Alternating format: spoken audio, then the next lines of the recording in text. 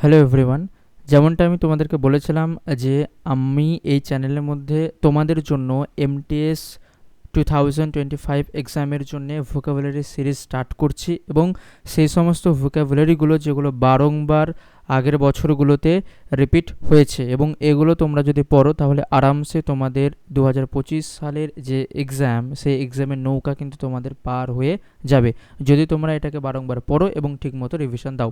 তো চলো বন্ধু, শুরু করি। দেখো, আমরা যেটা বললাম যে ইডিয়াম আমরা আজকের এই ভিডিওতে বা প্রথমের দিকে আমরা এমটিএস 2021 সালে যে সমস্ত ইডিয়ামসগুলো এসেছে সেগুলো প্রথমে জানবো এবং যেমনটা তোমরা জানো যে প্রতিদিন আমরা 10টা করে স্টার্ট করব।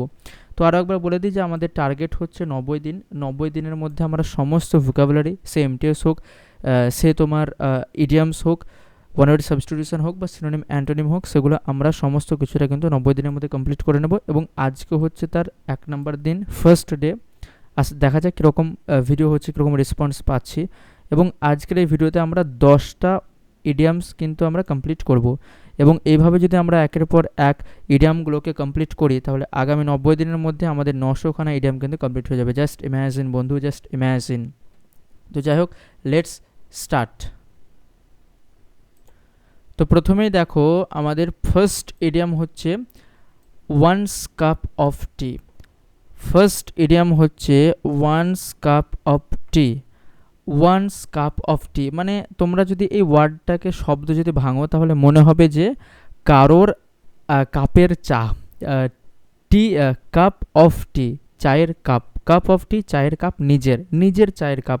দেখো, তুমি কি অন্যের কাপের থেকে চা কি নিজে খাবে? দেখা গেল একটা স্ট্রেঞ্জার ট্রেনে যাচ্ছে কেউ, তো সে যখন ট্রেনে যাচ্ছে এবং সে একটা কাপে চা খাচ্ছে, সেই কাপটা নিয়ে, তার খাওয়া কাপটা নিয়ে কি তুমি চা খাবে? একদমই খাবে না, মানে তুমি তোমার নিজের জিনিসটা নিয়ে খাবে।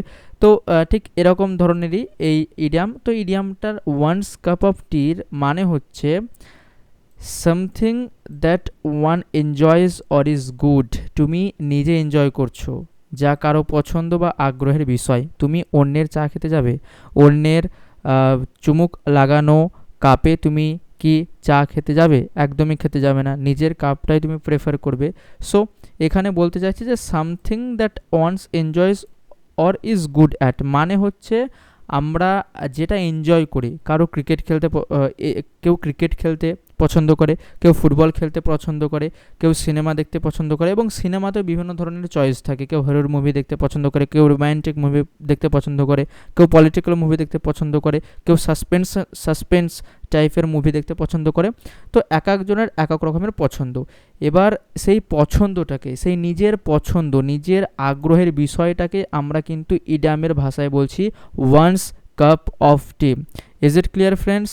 দেখো, এই ওয়ান্স কাপ অফ টি ইডিয়ামকে আমরা কিভাবে সেন্টেন্সে ইউজ করতে পারি। Playing chess is not my cup of tea. দেখো, অনেকে কিন্তু চেজ বা দাবা খেলা পছন্দ করে না। বা আমাকে ধরো, আমার একজন বন্ধু বলল যে এই তুই দাবা খেলবি, তুই চেজ খেলবি। তো আমি তাকে বললাম যে না রে ভাই, playing chess is not my cup of tea. আমি তাকে বলে দিলাম যে না রে ভাই, তোমার দাবা খেলা আমার পছন্দের বিষয় নয়। তো দাবা খেলা আমার পছন্দের বিষয় নয়। তো এটাই ছিল আমাদের ওয়ান্স কাপ অফ টি, যেগুলো আমরা জানলাম যে যদি আমাদের কোনো কিছু নিজের পছন্দের বিষয় হয়, আগ্রহের বিষয় হয়, তাহলে সেটা কিন্তু হয়ে যাবে ওয়ান্স কাপ অফ টি। দেখো, এবার হচ্ছে chew the scenery. Chew the scenery, এখান থেকে বোঝা যাচ্ছে যে কোনো একটা সিনের ব্যাপারে বলছে। Chew the scenery, chew the scenery, এই ইডিয়ামটা ভাঙলে আমরা কি পাবো দেখে নিই। যে to over act or act in an exaggerated way, বা অতিরঞ্জিতভাবে অভিনয় করা। দেখো, শুধুমাত্র এখানে যে তোমার সিনেমার অভিনয় সেটা বোঝাচ্ছে না, বাস্তবেও এমন অনেক কিছু বোঝায় যেগুলো চিউ দ্য সিনারি। যেমন আমি যখন ক্লাস 5-6 স্কুলে গিয়ে তোমার কাবাডি খেলতাম, সেখানে আমার একটা বন্ধু ছিল, তাকে আমি এরকম বলতাম যে তুই বেশি অভিনয় করছিস, মানে সে কাবাডি কাবাডি কাবাডি। এবার এত স্লোলি সে বলতো যে আমরা বলতে, মানে স্লোলি বলতো, যে স্লোলি বলে যে আমরা তাকে ধরতে যেতাম আর অমনি কাবাডি কাবাডি বলতে এসে আমাদেরকে ছুতো, টাচ করতো, দিয়ে আমরা মার্ডার হয়ে যেতাম। দিয়ে আমরা তাকে বলতাম ভাই তুই অভিনয় করছিস, অভিনয় করছিস। তো ওই অভিনয় করা মানে অতিরঞ্জিত করা, অতিরিক্তভাবে অভিনয় করা। যে আমি ধরো কাউকে মেরেছি, বাট সাপোজ একটু টাচ লেগেছে, তো সে এমন অভিনয় করছে যেন তাকে আমি যেন মেরেই ফেলেছি, এরকম ধরনের অভিনয়। তো এই অতিরিক্ত অভিনয় করাকে কিন্তু বলা হচ্ছে তোমার অতিরিক্ত অভিনয় করাকে কিন্তু বলা হচ্ছে চিউ দ্য সিনারি, মানে যে সিনটা ঘটছে ভাই, দেখো ভাই যে সিনটা ঘটছে সেই সিনটাকে তুমি আরও চেঞ্জ করছো, এরকমভাবে বলতে পারো চিউ দ্য সিনারি, যে সিনটা ঘটছে সেই সিনটাকে তুমি আরও চেঞ্জ করছো, মানে সেই সিনটাকে আরও অতিরঞ্জিত করছো, সেটাই বোঝাচ্ছে চিউ দ্য সিনারি। এবার এই ওয়ান ওয়ার্ডটাকে আমরা সেন্টেন্সে কীভাবে ব্যবহার করতে পারি দেখো, the villain in the movie chewed the scenery in every scene. দেখো এমন তোমার আগে দেখে নিই যে সিনেমার ভিলেন প্রতিটি দৃশ্যে অতিরঞ্জিত অভিনয় করেছে। দেখো আমরা কারেন্ট অ্যাফেয়ার্সে বিভিন্ন রকমের প্রাইজ পড়ি যে এই ভিলেন, এই অ্যাক্টর এই ধরনের প্রাইজ পেয়েছে, বেস্ট অ্যাক্টর বা বেস্ট অ্যাক্ট্রেস প্রাইজ পেয়েছে। তো তারা কেন পায়? তারা এটার জন্য পায়, এই চিউ দ্য সিনারির জন্য পায়, মানে অতিরঞ্জিতভাবে তারা অভিনয় করতে পারে, অতিরঞ্জিতভাবে। সেই জন্যই তোমার সমস্ত অ্যাক্টর বা সমস্ত অ্যাক্ট্রেস কিন্তু এই ধরনের পুরস্কারগুলো পায় না।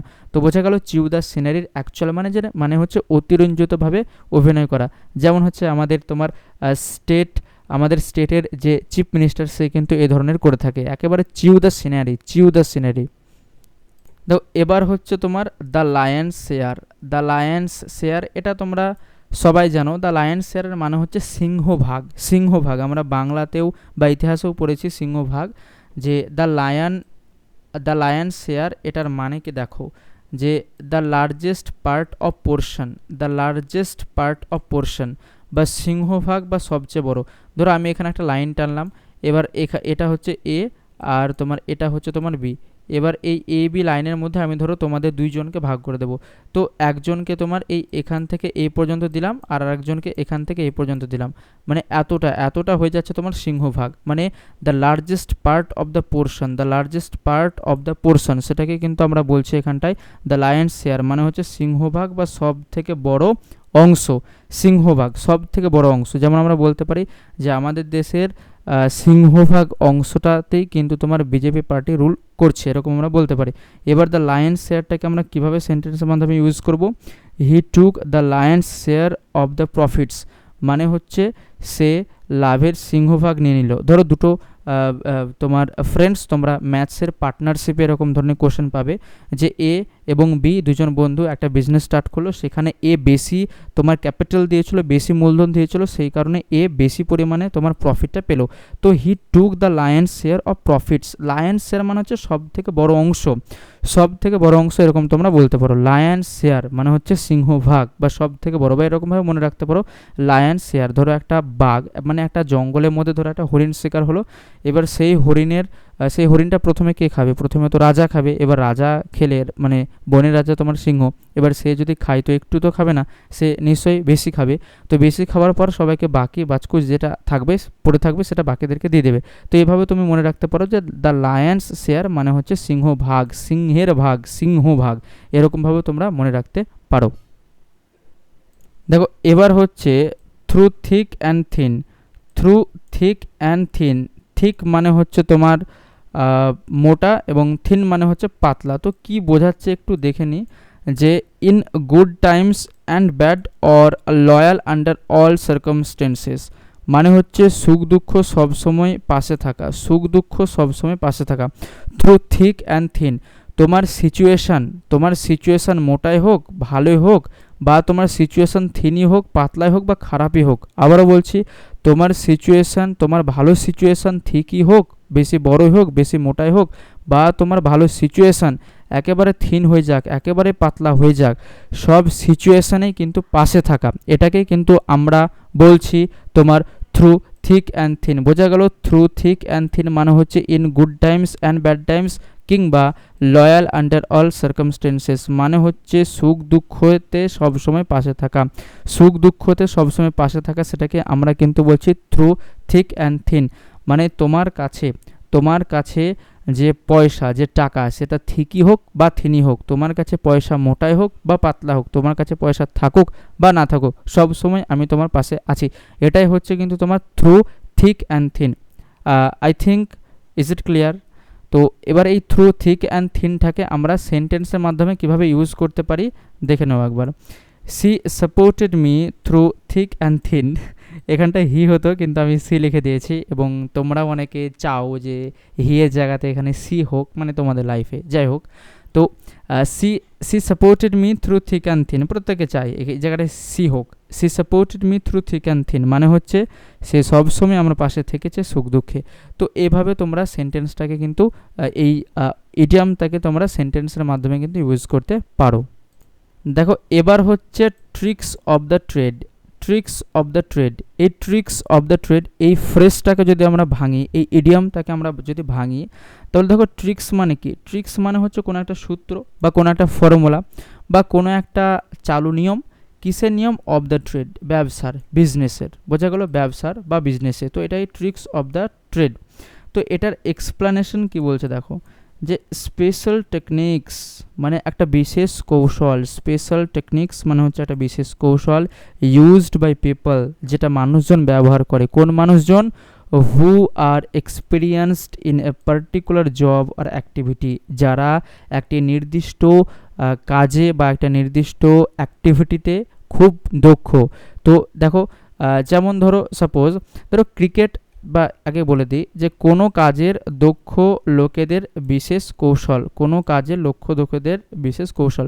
ধরো আমাদের ইন্ডিয়াতে ক্রিকেট তো সবাই খেলে, আমিও খেলছি, তুমিও খেলছো, মহেন্দ্র সিং ধোনি, বিরাট কোহলি এরাও ক্রিকেট খেলছে, তোমার পাড়ার পাশের মাঠেও সবাই ক্রিকেট খেলছে, এবং বিভিন্ন তোমার যে ক্লাবগুলো থাকে তারাও ক্রিকেট খেলছে।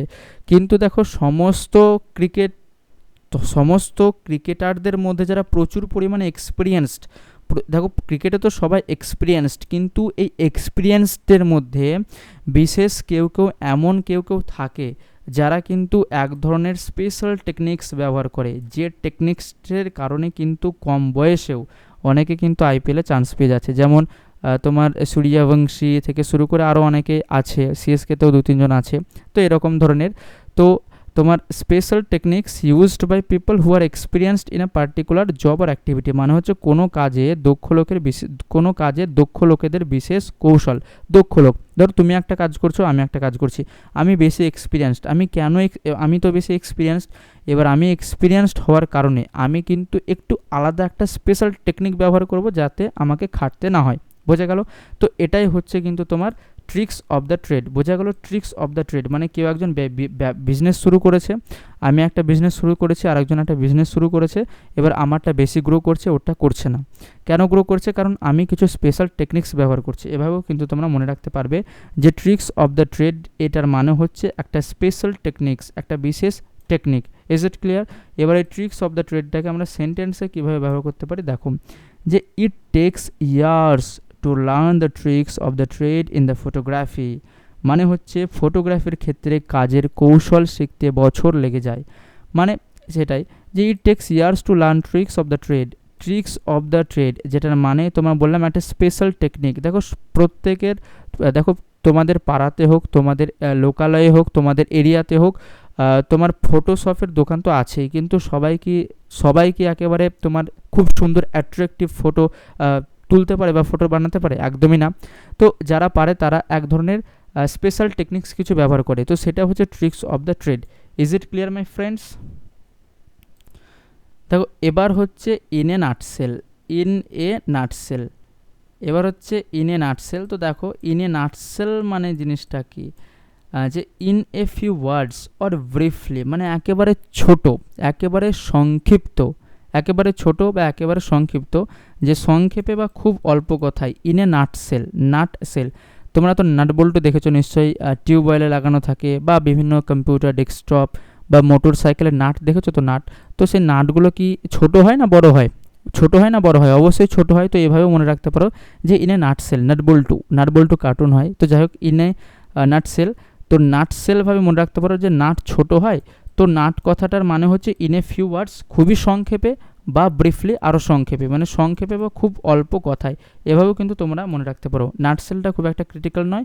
তো এই নাটসেলটাকে আমরা সেন্টেন্সে কীভাবে ব্যবহার করি দেখো, যে ইন এ নাটসেল সংক্ষেপে বললে the project was A success. ধরো আমি খুব হাঁপিয়ে গিয়েছি, আমাকে কেউ একজন জিজ্ঞাসা করলো যে তুই যে প্রজেক্টটা শুরু করেছিলি সেটা কেমন, সেটা কীভাবে চলছে, কীভাবে হচ্ছে, বিভিন্ন জিনিস আমাকে জিজ্ঞাসা করছে। আমি খুব তাড়াহুড়োর মধ্যে আছি, তাই আমি বললাম আমি কি বললাম যে আমি বললাম যে ভাই প্রজেক্টটি সফল হয়েছে, in a nutshell the project was success.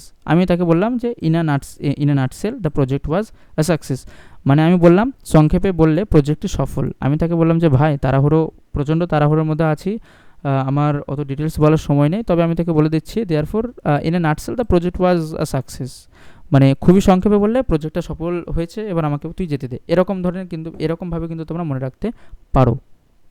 দেখো এবার হচ্ছে আউট ফর দ্য কাউন্ট। এই আউট ফর দ্য কাউন্ট তোমরা বক্সিনে দেখে থাকবে। এই আউট ফর দ্য কাউন্ট মানে কি, মানে দেখো আউট হয়ে গিয়েছে, সে বাইরে হয়ে গেছে। কেন বাইরে হয়ে গেছে? ফর দ্য কাউন্ট, মানে যখনই গণনা শুরু হলো এবং গণনা করে সে ফেল হয়ে গেল, সেই কারণে সে কী হয়ে গেল, বাইরে হয়ে গেল।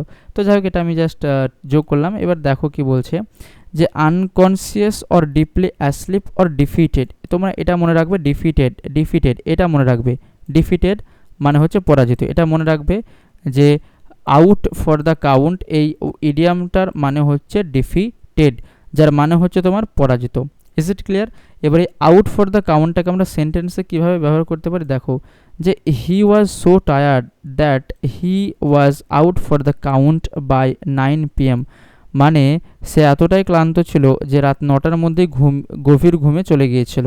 এরকম যে he was so tired that he was out for the count, মানে পরাজিত বা অচেতন বা গভীর ঘুমে চলে যাওয়া, অচেতন বা গভীর ঘুমে চলে যাওয়া, এটাকে আমরা তোমার আউট ফর দ্য কাউন্ট বলছি। বা বক্সিং খেলাতে এগুলো হয় যে 1 2 3 এরকম করে না, 1 2 3 দিয়ে এবার 3 গোনার সঙ্গে সঙ্গে যদি না নাড়াতে পারে, না চেক করতে পারে, তাহলে সেক্ষেত্রে কিন্তু সে হেরে যায় বা জিতে যায় বা পরাজিত হয়ে যায়, সে যদি না নাড়াতে পারে। তো আউট ফর দ্য কাউন্ট মানে হচ্ছে গণনা শুরু হয়েছিল এবং সঙ্গে সঙ্গে আউট হয়ে গিয়েছিল বা পরাজিত হয়ে গিয়েছিল, এভাবে কিন্তু তোমরা মনে রাখবে। দেখো এবার হচ্ছে অ্যান আই ওয়াস। দেখো আই ওয়াস মানে কি, মানে তোমরা এরকমভাবে মনে রাখতে পারো যে আমার চোখে কিছু পড়লো, আমি চোখটা ধুয়ে নিলাম, এরকম ধরনের একটু ইন্টারেস্টিং ইডিয়াম। দেখো কি বলছে যে something intended to deceive or mislead, মানে হচ্ছে লোক দেখানো বা ধোকা দেওয়ার মতো কিছু। ধরো আমাদের ব্যাচে এরকম হতো যে আমার কোনো বন্ধুবান্ধব যদি জিজ্ঞাসা করতাম যে ভাই তুই পড়া করছিস? না রে আমি পড়া করছি না, এরকম ধরনের বলতো তারা।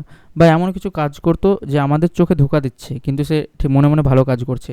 তো আমরা কখনো এমন কিছু করতে চাই যে কারো কাছ থেকে কিছু লুকোতে চাই, বা তোমার ধোকা দেওয়ার মতো কিছু করতে চাই, বা লোক দেখানো কিছু করতে চাই, সেক্ষেত্রে কিন্তু আমরা অ্যান আই ওয়াস ইডিয়ামটাকে কিন্তু আমরা ব্যবহার করতে পারি। অ্যান আই ওয়াস যার মানে হচ্ছে তোমার লোক দেখানো বা ধোকা দেওয়ার মতো কিছু, বা something intended to deceive or mislead এভাবে মনে রাখবে যে মিসলিড। অ্যান্ড আই ওয়াস মানে হচ্ছে মিসলিড। এখানে আই ওয়াস না বলে যদি বলতো অ্যান্ড ডাস্ট ওয়াশ, মানে চোখে ধুলো দেওয়া, এরকম ধরনের। অ্যান্ড আই ওয়াস চোখে ধুলো দেওয়া। দেখো চোখে আমরা ধুলো দিই, এরকমভাবে মনে রাখতে পারো যে সে আমার চোখে ধুলো দিয়ে দিল, তারপরে আমি আমার চোখটাকে তারপরে আমার চোখটাকে আমি ওয়াশ করলাম, এভাবেও মনে রাখতে পারো যে সে ধুলো দিল, তারপরে আমি আমার চোখ ওয়াশ করলাম, এভাবে মিসলিড।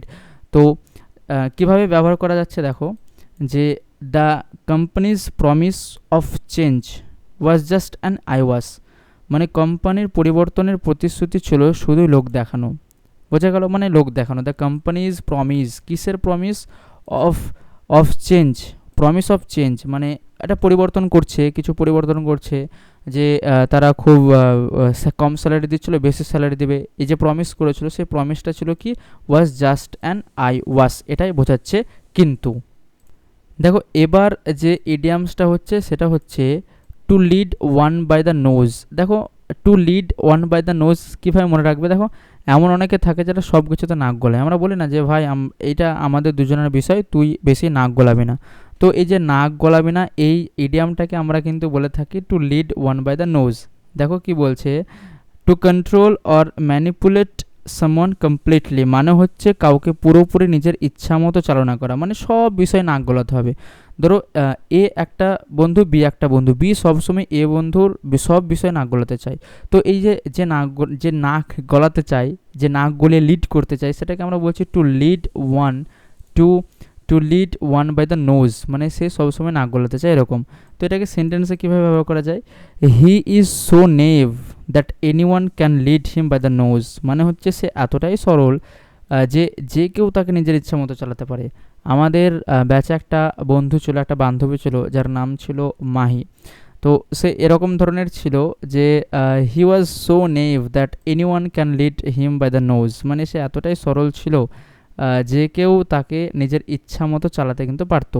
তো to lead one by the nose মানে হচ্ছে তোমার পুরোপুরি কাউকে নিজের ইচ্ছা মতো চালনা করা বা কন্ট্রোল করা, বা তোমার হচ্ছে তার প্রত্যেকটা বিষয় নাক গলানো, এটাকে আমরা বলছি to lead one by the nose. So friends, আজকেকার আমাদের লাস্ট এডিয়ামস হচ্ছে চেঞ্জ অফ হার্ট, মানে হচ্ছে হৃদয়ের পরিবর্তন, মনোভাব বা সিদ্ধান্তের পরিবর্তন। এটাকে কিন্তু আমরা বলছি তোমার চেঞ্জ অফ হার্ট, মানে হচ্ছে a change in one's feelings opinions और डिसीजन।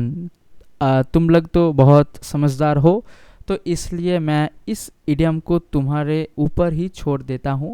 চেঞ্জ অফ হার্টস সবাই যেন I think among maximum candidate, maximum my friends আর মানে কী বলবো, তোমরা এক্সপিরিয়েন্সড হয়ে গিয়েছো change of heart, breakup, love problem, etcetera etcetera etcetera এইসব কিছুতে। তো চেঞ্জ অফ হার্টে মানে কিছুই নাই যে কেউ আমাকে একটা প্রমিস করলো বা কেউ আমার সাথে রিলেশনশিপে আসলো এবং কিছুদিন পর সে তার মনোভাব চেঞ্জ করলো, I want to break up, I want to do break up with you. তো এই যে চেঞ্জ, এই যে কথাবার্তা, এই যে মানসিকতার চেঞ্জ, এটাকে কিন্তু বলা হচ্ছে চেঞ্জ অফ হার্ট। বোঝা গেল? এটা খুবই ইজি। চেঞ্জ অফ হার্ট মানে হচ্ছে মনোভাব বা সিদ্ধান্তের পরিবর্তন। She had a change of heart and decided not to go abroad, মানে হচ্ছে তার মন বদলালো এবং সে বিদেশ না যাওয়ার সিদ্ধান্ত নিল। এর থেকেও একটু রোম্যান্টিক ধরনের এক্সাম্পল ইউজ করা যেতে পারতো, কিন্তু করিনি। যাই হোক, সো মাই ফ্রেন্ডস, তো আজকে এগুলো ছিল 10টা ইডিয়ামস। যেমনটা বলেছিলাম যে প্রতিদিন 10টা ইডিয়াম, 10টা ওয়ান ওয়ার্ড সাবস্টিটিউশন এবং 10টা সিনোনিম আসবে। তো ওয়ান ওয়ার্ড সাবস্টিটিউশন সকালে দিয়ে দিয়েছি, আজকে একটু লেট ছিল, পুজো দিতে গিয়েছিলাম এক জায়গায়, সেই কারণে তোমার দেওয়া হয়নি। এবং এটা আপলোড হওয়ার পর তোমার সঙ্গে সঙ্গে সিনোনিম এটাও আমি আপলোড করে দেবো। তো যাই হোক, stick to your preparation, stick to your study, stick to your channel. By.